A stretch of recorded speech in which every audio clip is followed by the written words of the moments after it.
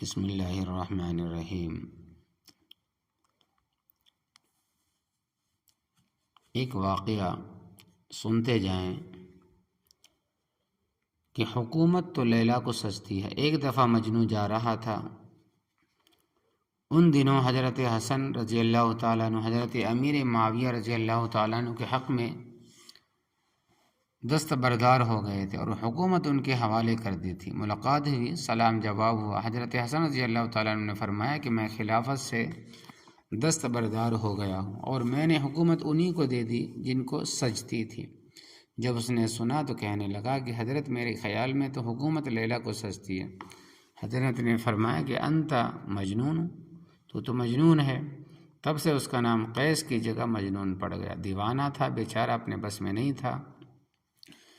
ایک مرتبہ اس کے باپ نے کہا کہ بیٹا بہت بدنامی ہو گئی، لہٰذا دعا مانگے کہ اے اللہ لیلا کی محبت کو میرے دل سے نکال دیجئے، ختم کر دیجئے۔ کہ اس نے فوراً ہاتھ اٹھائے اور دعا مانگی، اللہم زدنی حب لیلی،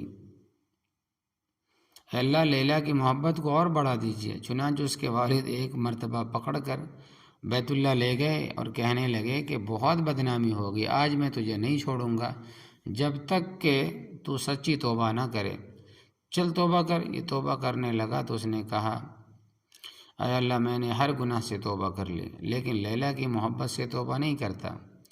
اس کے والد نے ناراض ہو کر کہا کہ تو کیا کہہ رہا ہے؟ جب وہ بہت زیادہ ناراض ہوئے تو اس نے مجبور ہو کر ہاتھ اٹھائے اور والد کے سامنے دعا مانگنے لگا، یا اللہ اس کی محبت میرے دل سے کبھی نہ نکالنا اور اللہ اس بندے پر رحم کرے جو اس دعا پر آمین کہے۔ محبت میں دیوار اور کتے کی قدم بوسی۔ ایک مرتبہ مجنوں کو کسی نے دیکھا کہ ایک کتے کے پاؤں چوم رہا ہے۔ اس نے پوچھا کہ مجنوں تم ایسا کیوں کر رہے ہو؟ مجنوں نے کہا کہ یہ کتا لیلا کی گلی سے ہو کر آیا ہے، میں اس لیے اس کے پاؤں چوم رہا ہوں۔ ایسے مغلوب الحال اور فاتر العقل انسان کو مجنوں پاگل نہ کہا جائے تو کیا کہا جائے؟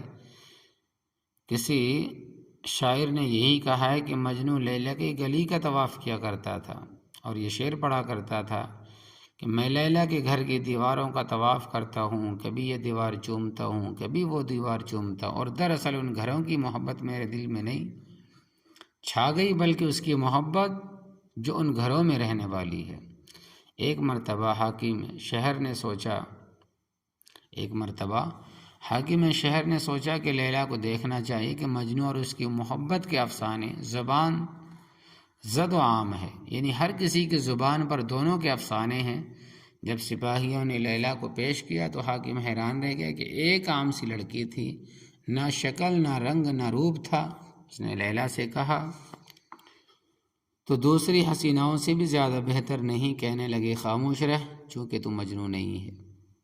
دیکھیے مگر مجنوں کی آنکھ سے۔ ایک بادشاہ نے لیلا کے بارے میں سنا کہ مجنوں اس کی محبت میں دیوانہ بن چکا ہے، تو اس کے دل میں خیال پیدا ہوا کہ میں لیلا کو دیکھوں تو صحیح۔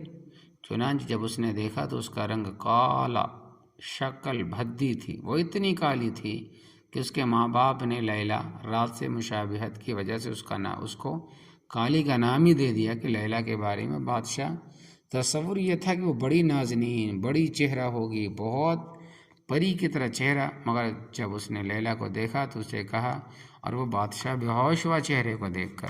جب ہوش میں آیا تو بادشاہ کہنے لگا کہ دوسری عورتوں سے تو زیادہ خوبصورت بھی نہیں ہے۔ جب بادشاہ نے یہ کہا تو لیلا نے آگے سے جواب دیا، گفت خاموش تو چوں مجنوں نیستی، کہ خاموش ہو جا، تیرے پاس مجنوں کی آنکھ نہیں، اگر مجنوں کی آنکھ ہوتی تو تجھے دنیا میں میرے جیسا خوبصورت کوئی نظر نہ آتا۔ اسی طرح میرے دوستو، محبت الہی کی آنکھوں سے اس کائنات کو دیکھیں گے تو ہر جگہ جمال خداوندی نظر آئے گا۔ مولانا روم رحمۃ اللہ علیہ فرماتے ہیں کہ ایک مرتبہ اس کو کسی نے دیکھا کہ ریت کے ڈھیر پر بیٹھے کچھ لکھ رہا ہے۔ اس پر انہوں نے کہا،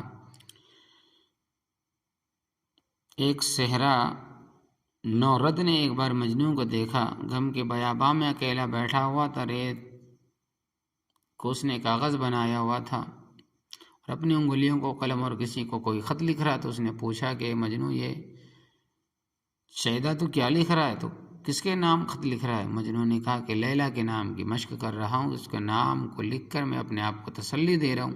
اس سے معلوم ہوا کہ جب دنیا کے محبوب کا نام لکھنے اور بولنے سے سکون ملتا ہے تو محبوب حقیقی کے ذکر و نام لینے پر کس قدر زیادہ سکون ملے گا۔ تو اللہ عمل کی توفیق عطا فرمائے۔